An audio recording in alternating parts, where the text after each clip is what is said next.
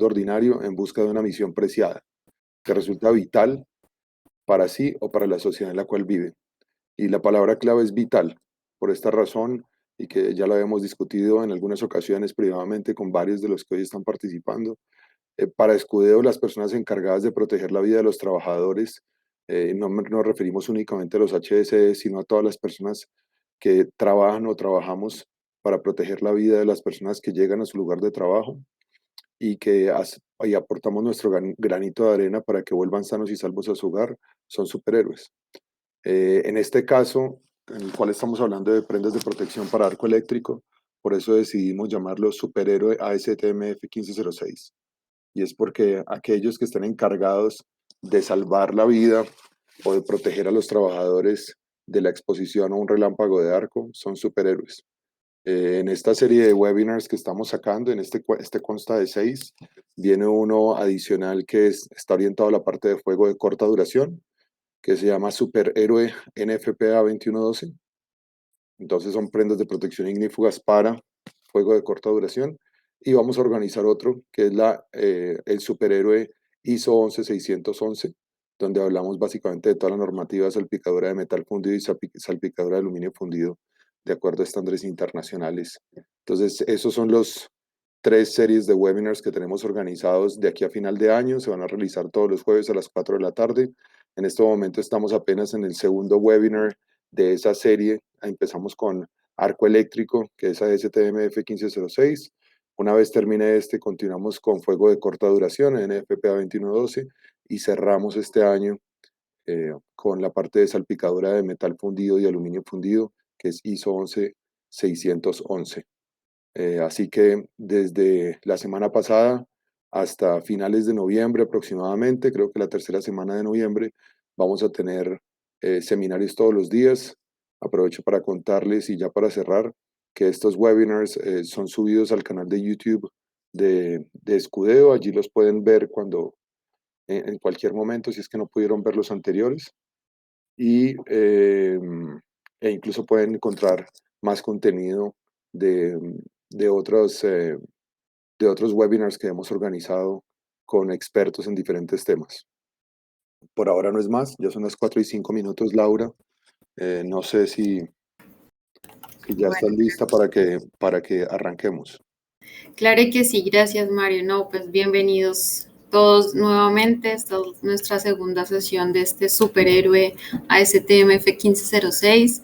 No sé si todos me están escuchando bien, espero. Compré la cosita para que todos me escuchen bien.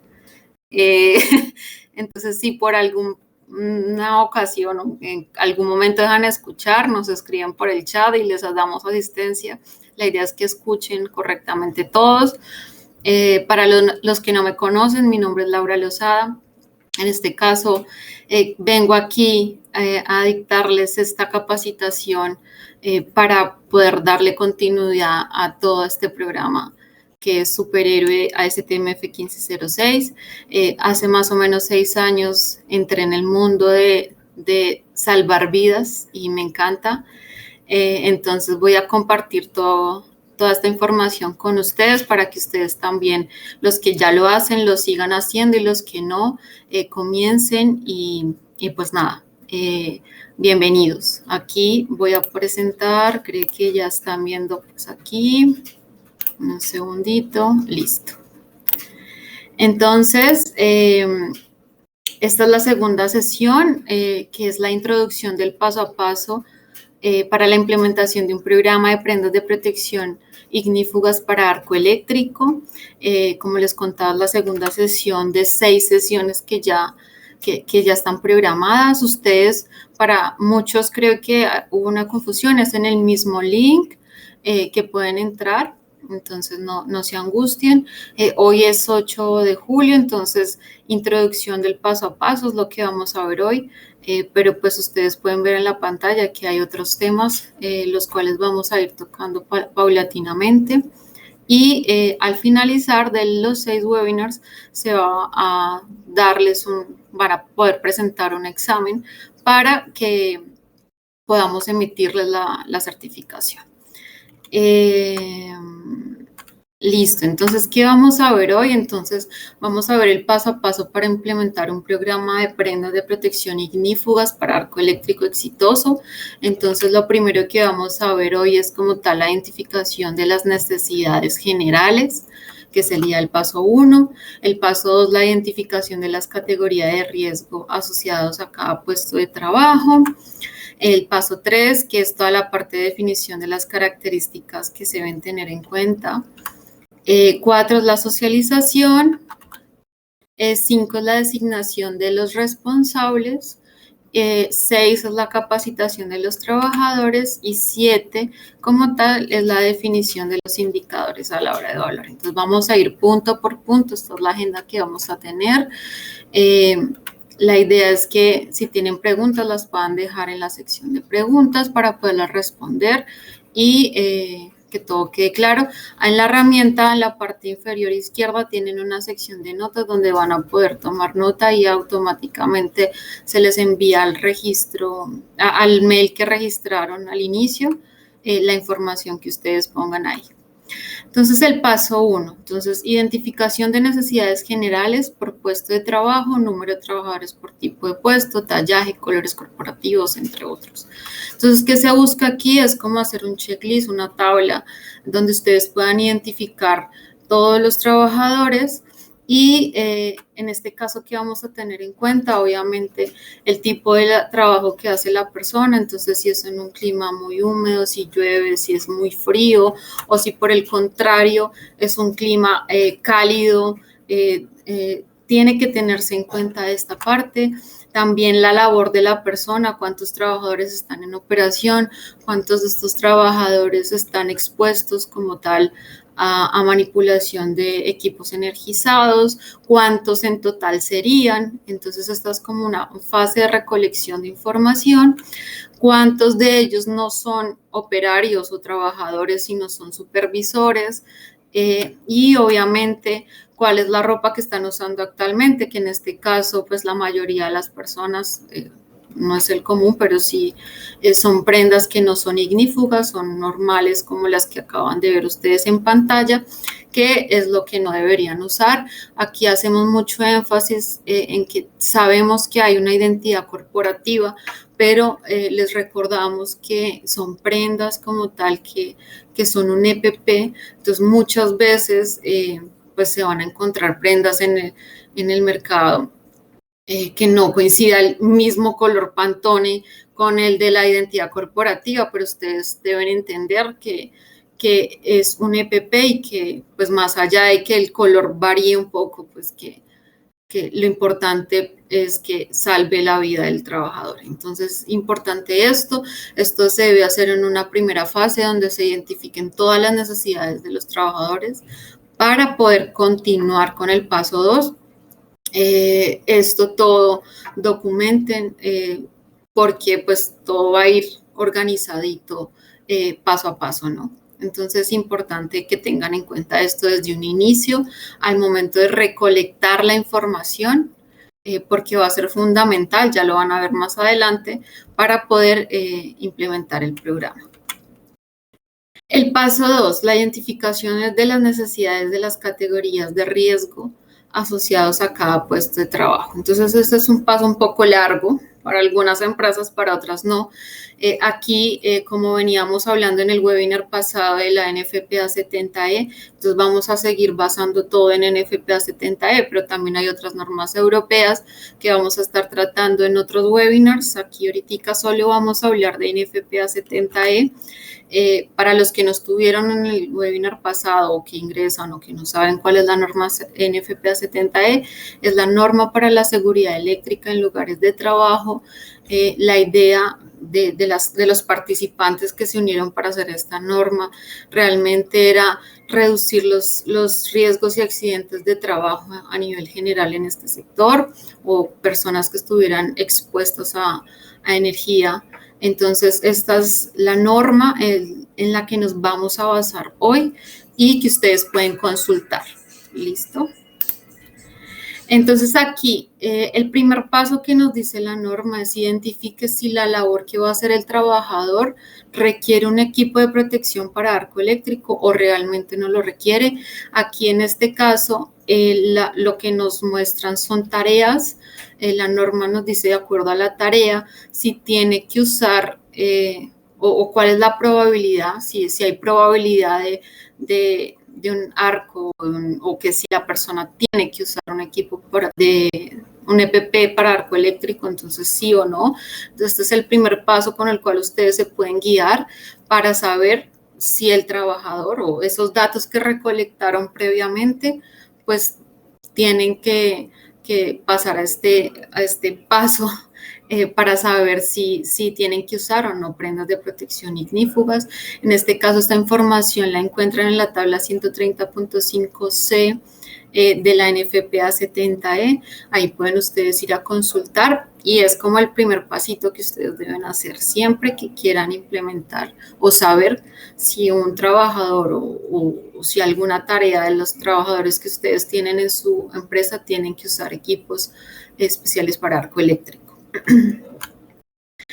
La segunda, ya cuando en la anterior tabla nos dice sí, tiene que la persona usar un equipo de protección personal contra arco eléctrico por la labor que haga, entonces nos dice la NFPA 70E, entonces bueno, de acuerdo al sistema de corriente, ya bien sea alterna o corriente directa, usted tiene que utilizar equipos de protección para arco con cierta categoría de EPP.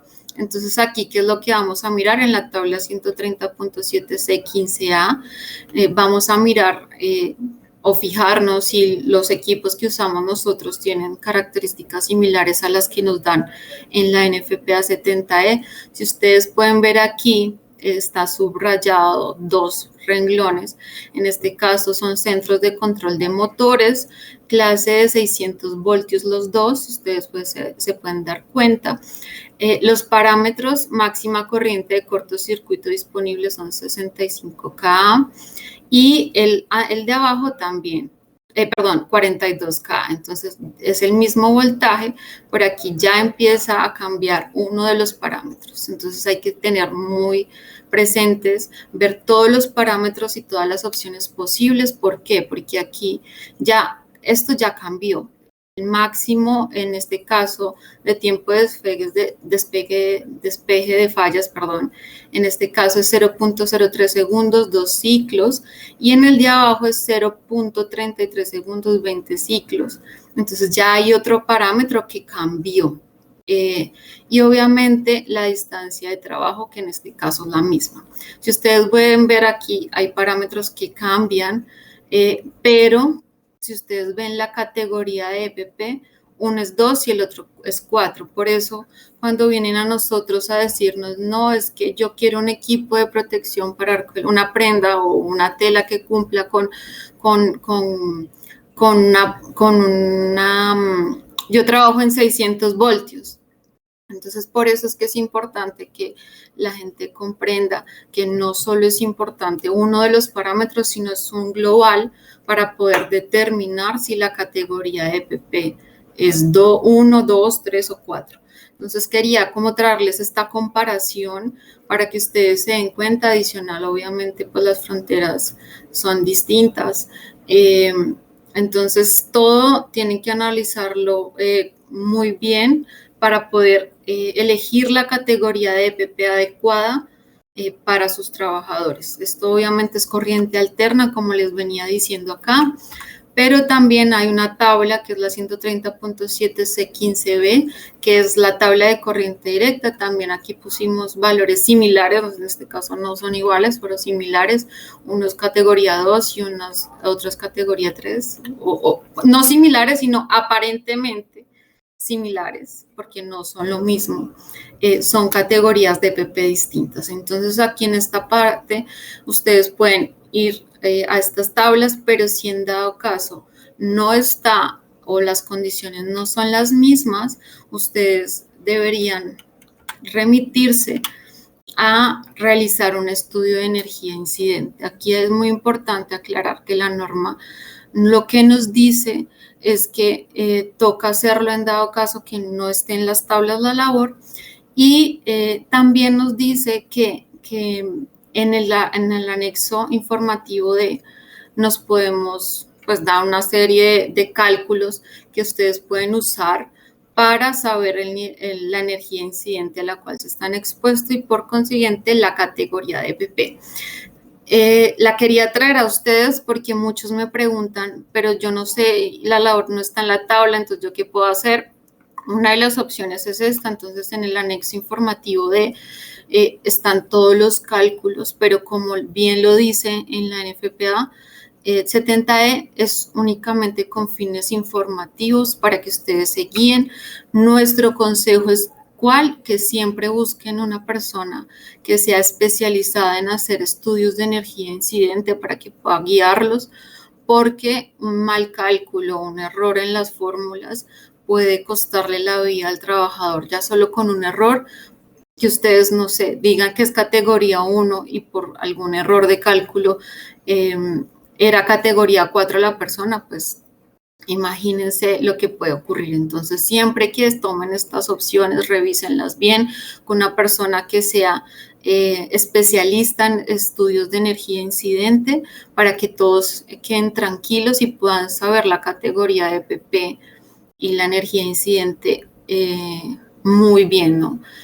Aquí hago mucho énfasis porque este es uno de los problemas en muchos países de Latinoamérica, en Colombia, ustedes saben que estamos aquí en Colombia, todos ahorita están corriendo para implementar la resolución 5018, porque esta nos dice que todos los trabajadores que estén trabajando cerca o en redes energizadas deberían hacerlo. Entonces hay empresas de industria que están desubicadas en esto porque pues no es su fuerte, porque esto es más del sector eléctrico. Entonces a esas empresas, si hay aquí gente conectada, lo que más recomendamos es que hagan el estudio de energía incidente con personas especializadas y que tengan pues todas las herramientas para poder hacer el estudio correctamente.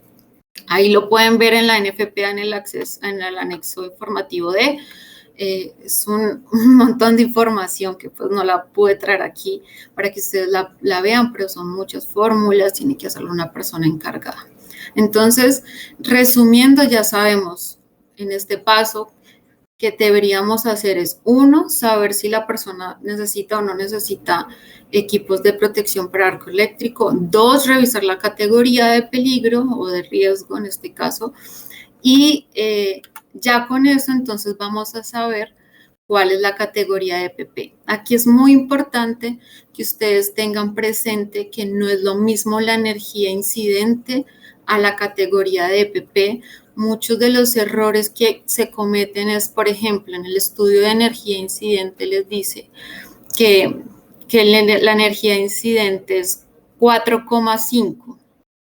Entonces, la gente piensa que tiene que usar categoría de PP1, pero si ustedes ven, la categoría mínima son 4 calorías en categoría de PP1. Entonces, una cosa es la energía incidente, otra cosa es la categoría de PP. La categoría de PP nos dice que el nivel 1 son prendas, en este caso que estamos hablando de prendas, que el valor mínimo requerido de protección son 4 calorías, en este caso categoría 2, lo mínimo son 8 calorías, en este caso categoría 3, lo mínimo son 25 calorías y categoría 4, lo mínimo son 40 calorías. Entonces aquí quería hacer mucho énfasis porque muchas veces lo que yo les decía, no es que yo estoy expuesto a 8 calorías, entonces voy a usar 8 calorías en el nivel de protección, no. Siempre encasillen la energía incidente en el rango y así van a saber la categoría de EPP que deben usar, porque pues en esas que se basa todo. Aquí también nos dice obviamente que de acuerdo a la categoría de EPP, pues la vestimenta y los equipos que tienen que usar se deben utilizar siempre que se trabaja dentro de la frontera de relámpago. Esto es lo que nos dice la NFPA 70E. Entonces, este es el tercer paso. El segundo paso, ya sabemos cuál es la categoría de EPP. Ya sabiendo esto, entonces ya podemos continuar con con nuestra implementación. Este paso, como les digo, es fundamental porque sin esto no podemos avanzar en el programa, porque pues sin tener el nivel de protección que debería usar la persona o la categoría de EPP, pues no podemos continuar. El paso 3 es definir las características que deben tener los EPPs por cada puesto de trabajo.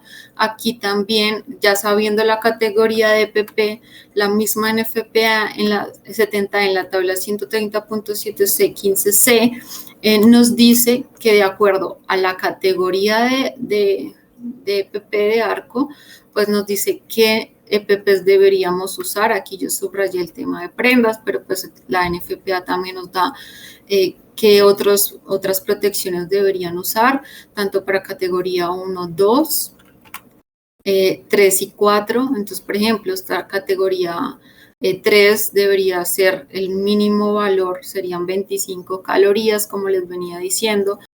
Debe ser camisa resistente al arco, pantalones resistentes al arco, overoles, ya independientemente del que ustedes elijan. La chaqueta, si ustedes les van a entregar prendas a sus trabajadores, debería ser contra arco eléctrico, de acuerdo a las necesidades que sean.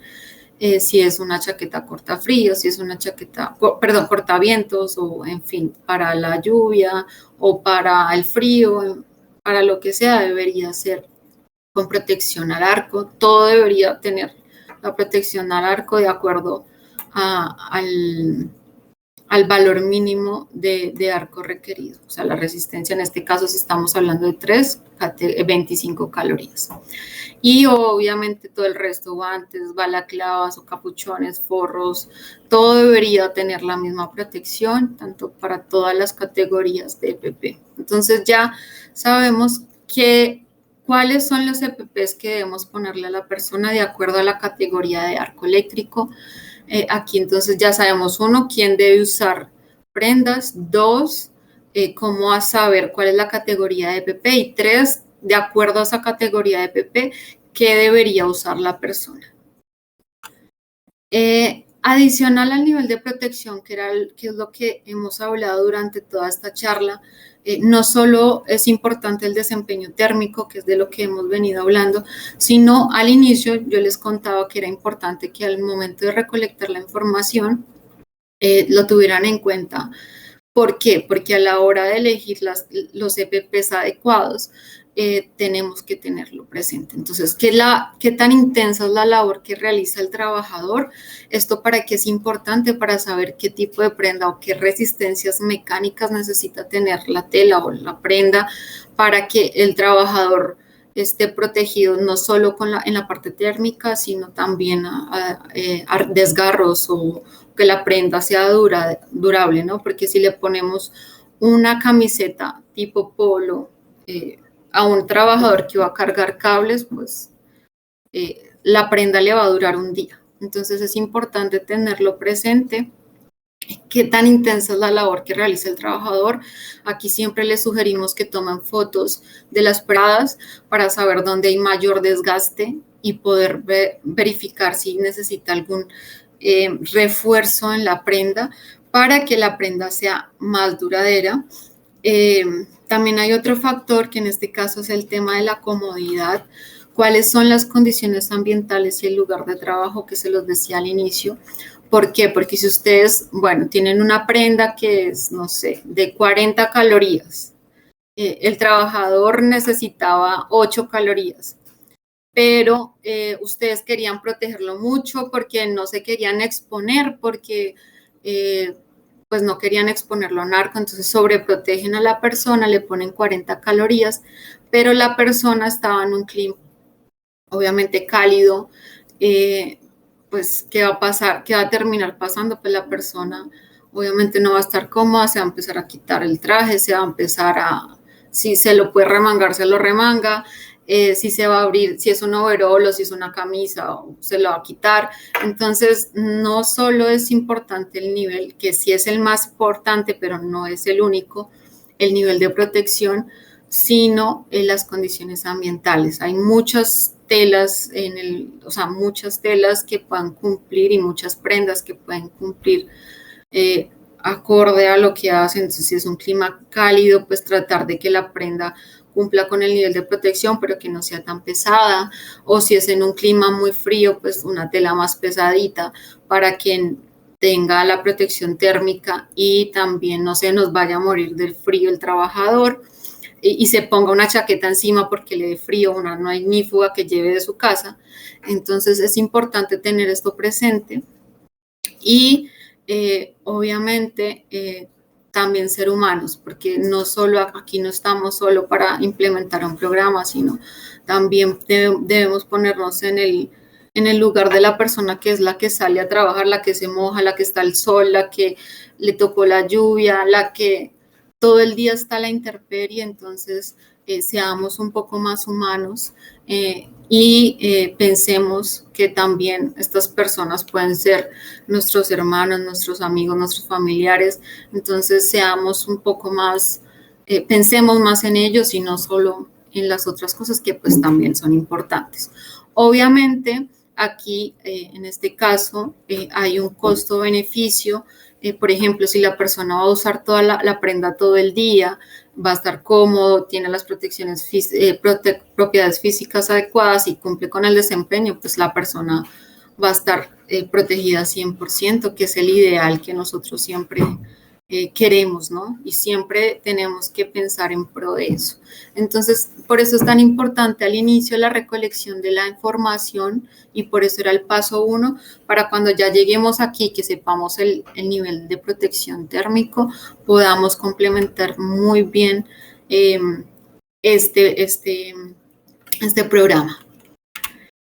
Aquí entonces pues les traía fotos de los diferentes tipos de PP. Muchas veces la gente piensa en ignífugos y piensa siempre en un traje pesado, pero pues también hay trajes livianos que cumplen con todos los requerimientos. También hay pantalones de denim, hay chaquetas ignífugas súper cómodas y súper, les digo yo, súper cool, porque pues no parece una prenda ignífuga, sino parece una prenda de moda. También hay balaclavas normales y hay balaclavas para el frío. Entonces, no solo piensen en términos de prendas como en el overol rígido, pesado o el pantalón pesado, sino ya hay mucha tecnología que se está usando en las prendas y en el diseño para que los trabajadores puedan estar confortables. Obviamente, en este caso, siempre recomendamos para toda la parte de arco eléctrico que el cuello sea alto. Eso no lo decimos nosotros, sino lo dice la misma NFPA 70E, que sea alto con ajuste para pues, mayor protección. Entonces, aquí vamos a definir qué prendas de acuerdo a lo que tengamos en la compañía, lo que sea requerido. Y ya con esa información pues vamos a construir una especificación técnica que es la que vamos a presentar en el paso 4. Entonces aquí en el paso 4, que es la socialización de la implementación del programa de prendas de protección con los trabajadores y las directivas. Es importante que nosotros siempre comuniquemos y socialicemos que estamos implementando un programa nuevo, de qué se trata y por qué. Aquí yo siempre les quería poner esta imagen que son como partes de rompecabezas. En este punto lo que queremos es unir todas esas partes del rompecabezas para que todos estemos alineados y pues todos trabajemos en pro y en el objetivo de salvar vidas en este caso. Entonces todos se deben socializar, se debe comunicar. También traigo la imagen de todo este mundo digital que ahorita ya estamos usando. Aprovechen toda esta parte de redes sociales, WhatsApp, las redes de sus empresas. Aquí lo importante es buscar formas para comunicar la información de la mejor manera. Antes siempre se hacía una reunión, se reunían a todos, se les decía ya. Ahora ustedes pueden buscar otras maneras. Los trabajadores, la gran mayoría, todos tienen WhatsApp, todos tienen celular, manejan redes sociales, manejan todos. Entonces, una cosa que viene una empresa, una estrategia de comunicación, perdón, que vi en una empresa era que por medio de WhatsApp les comentaban cosas que pasaban dentro de la empresa a sus trabajadores y tenían su canal de la empresa y por ahí les pasaban información general. Entonces quería traerlo para ustedes para que lo empiecen a implementar y que también pueda apoyar muy bien esa labor de socializar como tal todo. Obviamente a las directivas ya para este punto y con toda la información recolectada de qué prendas deberíamos tener, de toda la información del nivel de protección, viene el tema de la especificación técnica, ya aterrizar todos esos datos que veníamos recogiendo, plantarlos en un documento técnico donde nosotros nos vamos a basar en la norma. Todo lo que veníamos diciendo aquí va basado en la norma. ¿Y por qué? Porque aquí está en juego la vida de los trabajadores. Y no es que Laura dijo que debería hacer esto o no es que Mario dijo que hiciera esto, no. Ustedes a la hora de enfrentarse a una reclamación o un accidente tienen que tener todo basado en normas y basado en hechos y basado en recolección de información. Entonces, todo tiene que quedar documentado porque aquí está en juego la vida de la persona. Entonces, importante plasmar todo eso que llevamos en la especificación técnica, garantizando así que la persona, quien sea que venga y le lea, sepa, bueno, se basaron en FPA 70E o en la norma X o Y o Z, pero siempre basados en una norma para que todo esté como fundamentado. Aquí en esta especificación técnica también vamos a definir los estándares para todos los insumos, telas y hilos, velcros, cremalleras, cintas reflectivas, todo lo que acarree la prenda, lo que tome la prenda. Entonces debe incluir todos estos estándares. Vuelve el tema de las normas, que es lo que pide la norma para los hilos, por ejemplo, entonces que cumpla X norma, entonces esa es la que tiene que cumplir y esa es la que nosotros vamos a exigir al proveedor de las prendas que nos entregue esa información. Todo el tema de estándares de confección, muchas veces hay empresas que tienen áreas de imagen, pero esas áreas de imagen desconocen las características que deben tener las prendas de protección. Entonces, por eso es importante socializarlo, porque si ellos entienden que no es que no queramos usar el color o no es que no queramos que el cuello sea bien bonito aquí, que tenga arandelitas, pues se trata de una prenda de protección. Entonces, aquí también se van a estandarizar todos los requisitos para la confección, que los bolsillos sean en tela ignífuga, que el cuello sea alto, que los bordados sean en parche con tela ignífuga, varias cosas que vamos a ver. Y obviamente todo el tema del etiquetado, que es muy importante, porque es la que nos diferencia las prendas de protección ignífuga de una prenda convencional. Ustedes no reciban, esto sí lo hago si ya están comprando prendas, no reciban prendas ignífugas si no están marcadas, si no tiene un lote de producción, si no tiene y cumple con todos los estándares. ¿Por qué? Porque a la hora de que haya un accidente, ¿quién va a responder?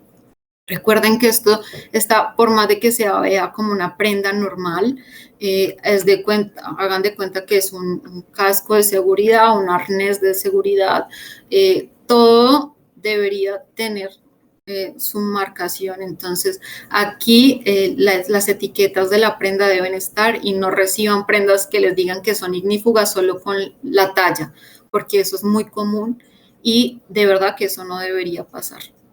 Esto es lo que vamos a entregar y socializar con las directivas de la empresa o lo que nosotros sugerimos ya como un documento técnico que especifique todo para poder posteriormente hacer el proceso de compra o el proceso de abastecimiento de las prendas acordes a todo lo que habíamos visto.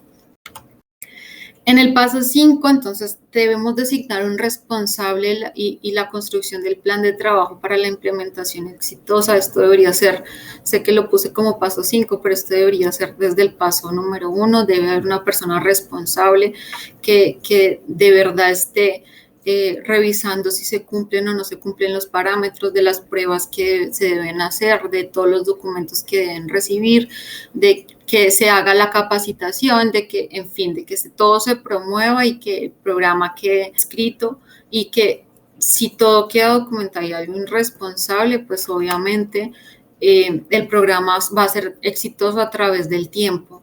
Muchas veces en empresas se implementan un programa, se implementa y después a raíz de que pasa el tiempo, se fue la persona o no quedó escrito y entonces se va a perder todo ese trabajo que se había hecho. Entonces aquí es importante que se designe un responsable, si ese responsable se va a tener un plan de contingencia para poder elegir a esa otra persona que debe tener ciertas virtudes y capacidades para poderlo implementar. Ustedes se han dado cuenta que no es nada del otro mundo, pero sí debe ir acorde a lo que haga la empresa. Entonces, muy importante que se designe un responsable del programa de prendas para que sea exitoso, no solo en el momento, sino a través del tiempo. El paso número 6 es toda la parte de capacitación de los trabajadores con respecto al uso, cuidado y mantenimiento de las prendas de protección.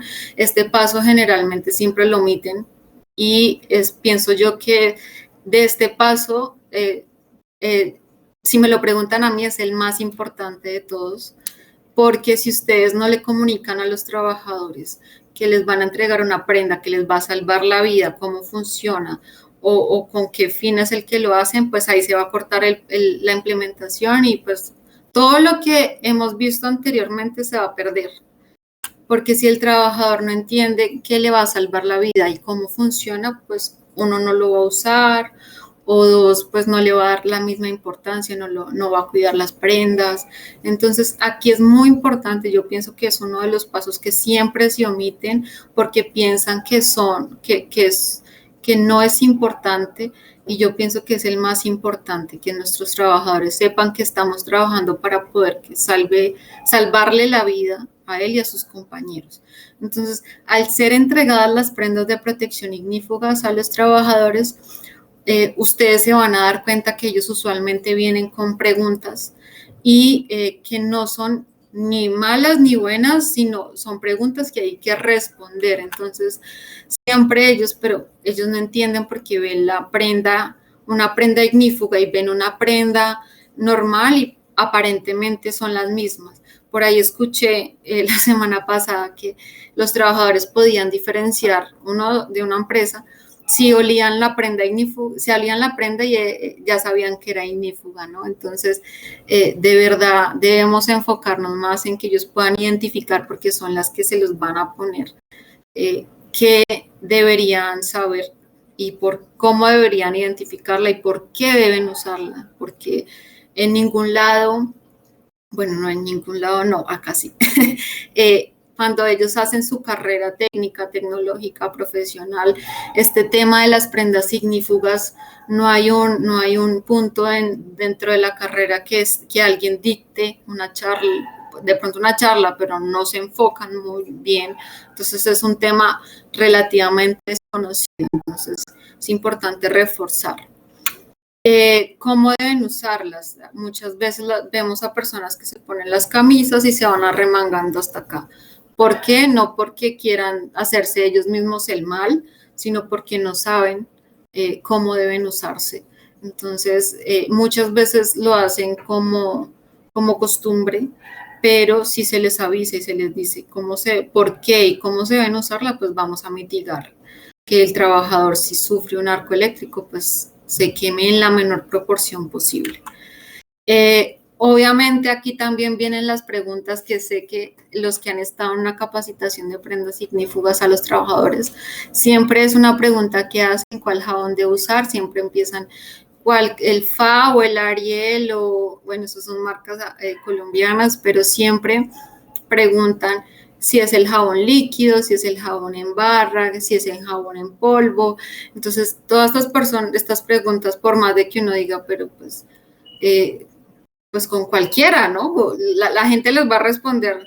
Entonces, es importante aclararlo para que ellos estén tranquilos y que cuiden también las prendas. Si se rompe la prenda, ¿qué debo hacer? Muchas veces la gente dice, sí, no, yo tengo mi prenda ignífuga, y uno la va y la mira y está rota, está desgastada. Entonces, pues, y no es porque no quieran desecharla, sino porque no saben en qué momento desechar esa prenda. Estas son preguntas reales, ¿no? No me las inventé yo. ¿Cada cuánto debo cambiar la prenda ignífuga? Ellos no saben en este momento. Algunas regulaciones o algunas empresas lo que hacen es que toman las prendas ignífugas como dotación, y creo que en algunas legislaciones de algunos países pues las tienen que cambiar cada 4 meses. Pero, por ejemplo, si la prenda se la entregan hoy y mañana se le rompe porque se subió al cable y estaba roto y estaba, en fin, el trabajador debe saber que no debe esperar los 4 meses, sino tiene que notificar que se le rompió y que no puede esperar a que le entreguen otra para que la persona haga el recambio, o si el confeccionista, de acuerdo al daño que tenga la prenda, la puede arreglar. Pero debe saber que si al día 1 que la empieza a utilizar se le rompió, debe desecharla. El paso 7, obviamente, es definir los indicadores aquí para evaluar el éxito del programa. Aquí, como tal, lo que queremos es que se vaya evaluando poco a poco, para que si necesidades distintas se pueda ir acoplando, y no que sea un programa estático que se hizo así una vez y ya, sino se pueden ir acoplando a las normativas de cada país. Y asimismo, obviamente se evalúe los indicadores para ver si está funcionando o no. Obviamente uno de los mejores indicadores es obviamente estadísticas de antes y después del programa. Si antes había X cantidad de personas, o hubieron X cantidad de personas que sufrieron quemaduras al momento de un arco eléctrico, y después del programa con prendas ignífugas, prendas de protección ignífugas, si hubo uno que otro incidente, pero no se quemó la persona, pues aquí es donde evaluamos si es exitoso o no.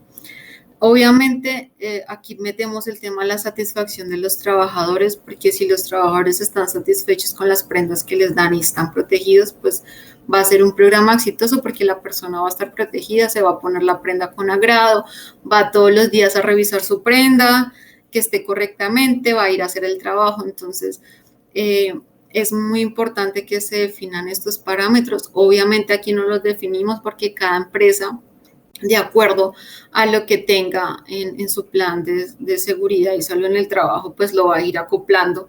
Esto me imagino que se tiene que ir acoplando al programa que ya tengan. Entonces, damos solo como parámetros, pero sí es importante que los puedan definir. ¿Listo? Aquí pues ya terminamos el paso a paso en el paso 7.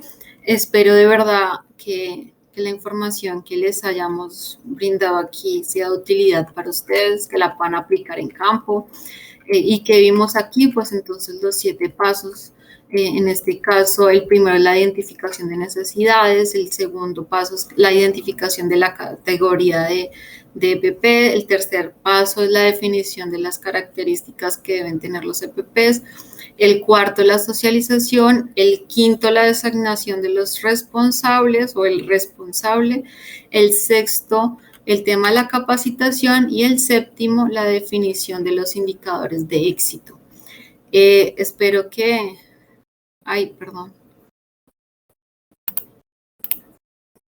Creo que le quité la pantalla allá. A todos. Bueno, no sé si han tenido preguntas. La verdad no he mirado hoy la... Hasta el momento okay. No ha habido preguntas, Laura, de ningún tipo, pero son las 4:46, así que terminaste justo a tiempo para abrir una sesión de preguntas para quienes la pudieran tener. Bueno, no sé aquí qué dicen en el chat. Saludos desde Ecuador, saludos para todos los que se conectan. Buenas preguntas. Yo voy a hacer preguntas como para ir calentando el asunto. Laura, bueno, alguien saludó. Esperamos a que salgan las preguntas. Laura, con base en la experiencia que has tenido, que hemos tenido en todos estos años, ¿cuál creerías de los 7 pasos es el que más le cuesta a Yo las pienso que compañías son implementar? varios, pero uno de los pasos que están quedados todas las empresas es en la definición del nivel de la categoría de PP, literal, pero muchos pasan, ese paso lo definen y se quedan en el tema de capacitación. Entonces, con base en lo que les acabo de decir, yo pienso que para que sea el programa exitoso, si omiten el paso número 6, que era todo el tema de capacitación, pues va a estar, la implementación no va a ser sin duda exitosa. Ok, o sea, desde ese punto de vista, tú lo que dices es que los pasos cruciales o los cuellos de botella generalmente se dan en el paso 2, que es básicamente cuando las compañías se enfrentan a tener que hacer un estudio del cálculo de energía incidente y después de que incluso lo han implementado, se quedan en el paso número 6, que es cuando necesitan entrar a socializar y a capacitar a los trabajadores dentro de la Exacto, empresa para que el programa sea exitoso, sí. según entiendo, según lo que dices. Ok, listo. Hay una pregunta que ya ha salido la primera pregunta de parte de Miguel Ángel Aguilera Acosta. Muchos compañeros me consultan si bajo el uniforme ignífugo pueden usar cualquier tipo de prenda. Ay, Mario, qué pena que se cortó, no te escuché bien. La pregunta de Miguel Ángel Aguilera es, buenas tardes, muchos compañeros me consultan si bajo el uniforme ignífugo pueden No, la usar respuesta cualquier es no. tipo de prenda. Lo ideal es que si van a usar ropa debajo sea y pues camisilla de algodón 100%, pero que no se ve aquí. Pero lo ideal es que sea ignífugo todo lo que usen. Pero pues si no puede ser, la camisilla, por ejemplo, es muy usual ver a los hombres que se ponen camisillas blancas, que esas camisillas sean algodón y no en otros textiles de otras fibras, como poliéster. Es muy importante lo que está diciendo Laura, y es cuando las categorías son las más bajas, Exacto, es decir, las dos primeras categorías de riesgo, no las dos categorías de PP, sino de riesgo, pueden utilizar camisetas 100% algodón, no puede tener ningún porcentaje exacto. de poliéster o nylon o cualquier cosa o cualquier otra de estas fibras. Cuando ya los CPPs son de categorías 3 y 4, es obligatorio el uso de prendas de protección ignífugas, incluso por debajo de la última capa, que es la capa externa.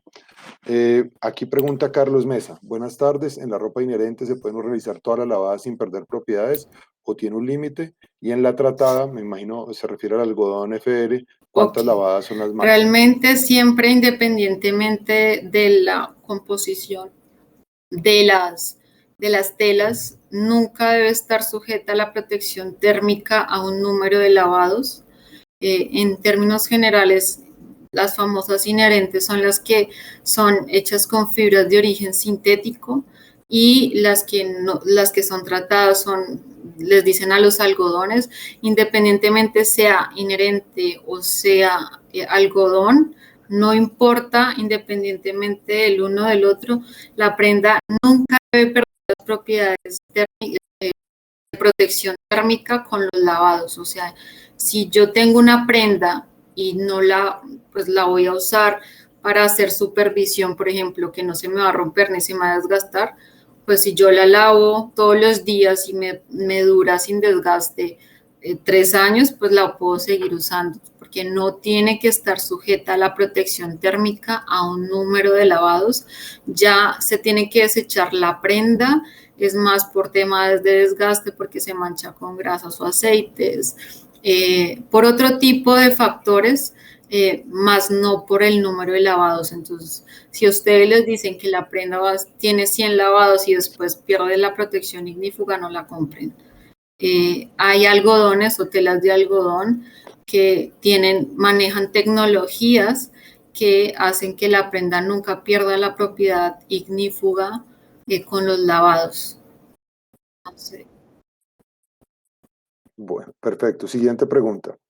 La fórmula Una pregunta ahí que es algo que nos preguntan. Desde ese punto de vista, eh, ¿cuáles telas son mejores, las inherentes o las de algodón Realmente FR? la tela, la mejor tela es la que cumpla con todo lo que dijimos hoy, no solo la protección térmica, sino que le dé al trabajador la protección que cumpla con las propiedades físicas, que cumpla con si es trabajar en un clima cálido, en un clima frío.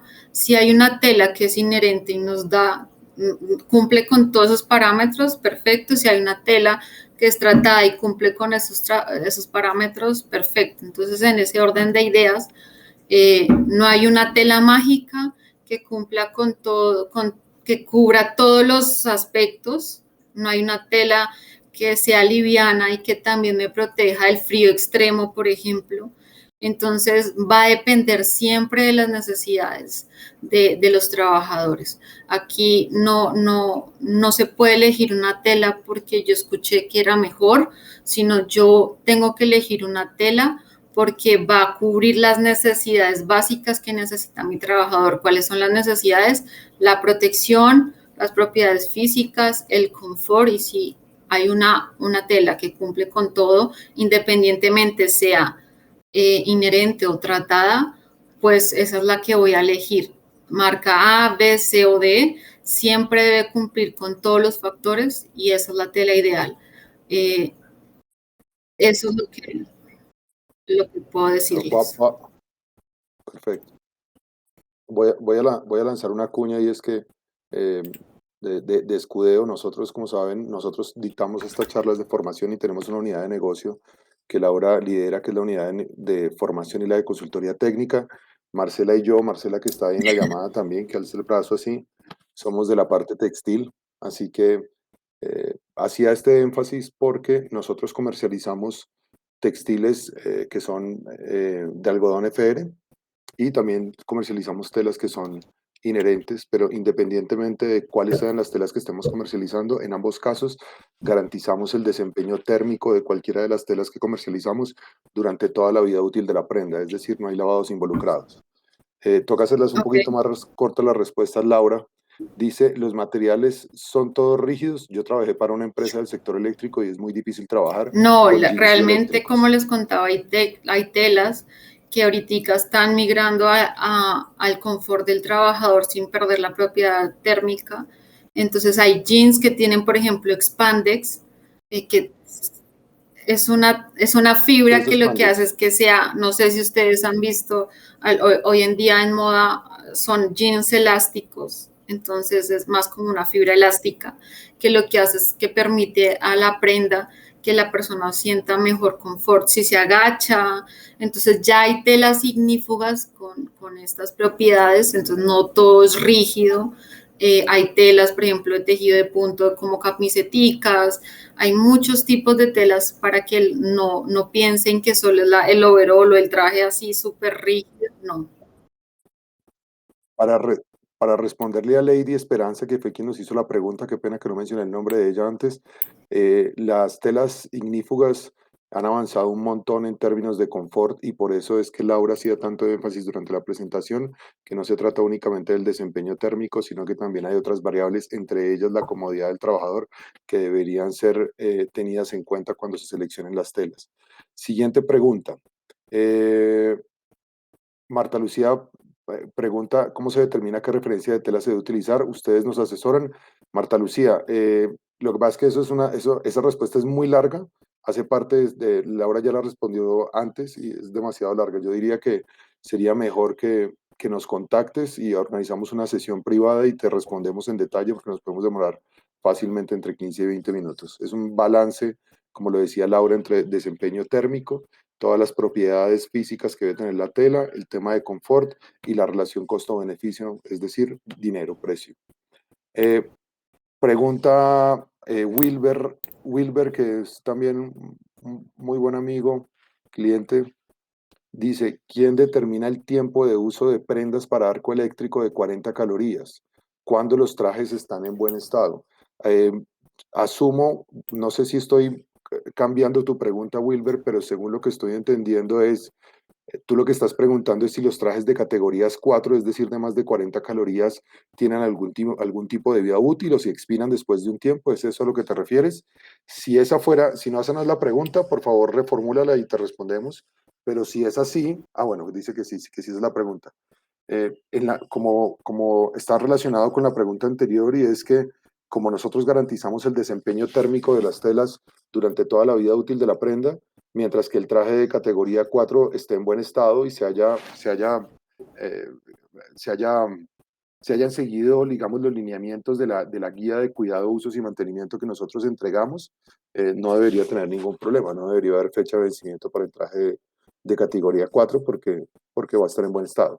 Es importante, que lo vamos a ver más adelante, Laura lo va a ver en otro webinar, es que es muy importante realizar inspección a los equipos, especialmente cuando los equipos, ¿cierto?, son para trabajos en categorías tan altas. Estamos hablando de un traje de categoría 4, donde las quemaduras que podría sufrir una persona cuando está expuesta a un relámpago de arco, a un relámpago por arco eléctrico, podrían ser quemaduras severas u ocasionarle la muerte a esta persona. Laura, pregunta Luis Alberto Junior Agurto del Castillo. Luis Alberto, ¿por qué las prendas tienen que ser de algodón? ¿Qué propiedades tiene el algodón? ¿Las telas que son dieléctricas también sirven para arco eléctrico? Son dos preguntas distintas. Respondamos la primera, Laura, que es, ¿qué propiedades tiene el algodón y qué propiedades tiene el algodón? Ojo, para diferenciar entre algodón y Eso iba algodón a FR, porque es preguntar, importante cuando hacer se esa refiere a aclaración. algodón, ¿es el algodón de las prendas que estábamos hablando ahorita, de las prendas debajo o las de las prendas como tal? No, yo pienso que toca responderle de las dos maneras. Si estamos hablando del algodón normal, que no ha sufrido ningún tratamiento ignífugo, pues estas prendas van a arder. Pero cuando estamos hablando de las prendas FR, ¿qué es lo que sucede? ¿Cuál es el proceso bajo el cual son sometidas las telas para que efectivamente una fibra que en su estado natural arde se convierta en una fibra que no arde? Ok, Que hay no entre en diferentes ignición, quiero decir. tecnologías que se usan para tratar las telas, las fibras de algodón. Eh, Esto lo que hace es que algunas usan, por ejemplo, tratamientos de alta tecnología, que en el lumen del algodón se inserta, digamos, el polímero ignífugo antillama, y Polímero cuando antillama. como queda dentro del lumen del algodón, hagan de cuenta que si ustedes miran la fibra de algodón en un microscopio, son fibras huecas. Entonces, en ese huequito del algodón va a quedar el ignífugo. Entonces, por más de que ustedes lo laven, pues él siempre va a ser ignífuga la prenda. Entonces, por eso... Eh, Es muy importante explicar, según lo que estaba diciendo Laura, que cuando un algodón, los algodones FR de los cuales nosotros estamos hablando aquí, no son recubrimientos, es decir, no es un acabado tópico que se aplica en la parte superior de la tela y que se pierde con la fricción o con el lavado. Estamos hablando de un proceso físico-químico de 6 pasos en el cual el algodón reacciona de manera íntima con un polímero antillama de cadena larga y por ende esa reacción entre el polímero y la antillama de cadena larga, que es una reacción, como les decía, físico-química, un proceso físico-químico, impide que se separen con el tiempo y por eso es que se puede garantizar que a pesar de que ese algodón que inicialmente era una fibra que podrían entrar en ignición, se hace una reacción físico-química con este polímero antillama de cadena larga y de esa manera los algodones se convierten en telas ignífugas, además de muy buen desempeño. Las telas que son dieléctricas, Laura, también sirven para arco eléctrico. Se refiere, me imagino yo, a telas normales que No, podrían ser realmente nylon, tienen poliéster, algodón, lo que sea. que verificar que las prendas tengan la protección ignífuga, o sea, no solo pedir trajes dieléctricos, porque no es lo mismo. Mucha gente en el mercado le pone a una prenda normal cosas plásticas o accesorios plásticos y lo venden como dieléctrico. Pero en este caso una cosa es que sea dieléctrico y otras cosas que sea con protección para arco eléctrico. Entonces son dos cosas distintas. Siempre se tiene que verificar que las telas y todos los accesorios sean con protección para arco eléctrico de acuerdo a la categoría de EPP que ya habíamos mencionado, a la cual los trabajadores de la empresa donde están, pues estén expuestos. Entonces, no es lo mismo para responder tu pregunta. Siempre se tiene que revisar que la prenda cumpla con la categoría de EPP adecuada para la labor que está haciendo el trabajador. Bueno. Para extender un poco la respuesta de Laura, es básicamente los dos principales peligros, o los dos principales no lo sé, pero digamos el peligro con el cual se asocia a los trabajadores en el sector eléctrico es la electrocución, y por esa razón es que se pide que las prendas sean dieléctricas, ¿cierto? Nosotros no estamos familiarizados con ese tipo de peligro porque nosotros vendemos telas ignífugas y las telas que nosotros vendemos sí son dieléctricas, pero sobre todo están orientadas a proteger al trabajador. Es del otro peligro que se llama arco eléctrico y que es un peligro térmico, no es un peligro por electrocución. James Henao nos pregunta aquí, lo hablado para telas también aplica para los accesorios, es decir, hilos, botones, cremalleras, etcétera. La respuesta, James, es sí, los insumos también deben estar certificados y todos deben ser ignífugos. Dame un segundito, Laura, yo miro a ver si hay más preguntas rápidamente porque ya son las 5:03, nos vamos con la última. Bueno, no, es una pregunta no, pues no encuentro más. Marta Lucía, no, sé que no te respondimos, pero sería muy largo. Por favor, contáctanos. Ahorita les copio ahí otra vez los correos electrónicos. El de Laura es laura.losada@escudero.com. Por favor, escríbele. O Laura, cópielos ahí. Y no tenemos más. Una vez más, ya son las 5:03 y no queremos abusar de su tiempo. Intentamos mantenernos dentro de la hora que siempre prometemos. Este video va a ser subido a YouTube. El anterior, No, les ya subimos el prometo que anterior de la vamos semana a pasada, subir, Laura, tuvimos lo vamos a un subir problemita pronto. ahí con la cuenta de YouTube, pero ya hoy quedan arriba este webinar y el pasado para que lo puedan consultar. Entonces, les enviamos la información para que lo puedan volver a ver. Perfecto. La próxima cita la tenemos el próximo jueves, 4 de la tarde. Si pueden, el link es exactamente el mismo para que no vuelva a haber confusiones. Es el mismo link para todas las 6 sesiones. Si pueden compartir esta invitación con amigos de ustedes, con compañeros de trabajo, con personas de su equipo de trabajo, si es que son confeccionistas o con el área comercial, son bienvenidos. Ojalá para la próxima sesión aquellos que no han visto las 2 sesiones anteriores las hayan podido ver y de esa manera puedan aprovechar al máximo todo lo que tenemos aquí para compartir. No solamente estamos disponibles para ustedes durante esta hora, jueves 4 de la tarde, sino que si nos quieren escribir en cualquier momento durante la semana, estamos para colaborarles en todo lo que necesiten. Como les decía, Laura es la persona encargada del área técnica, Marcela, que está abajo en la pantalla, está encargada del área comercial y yo solamente hablo un poquito de Carlos. Bueno. ¿Listo? Gracias a todos. Muchas gracias a todos.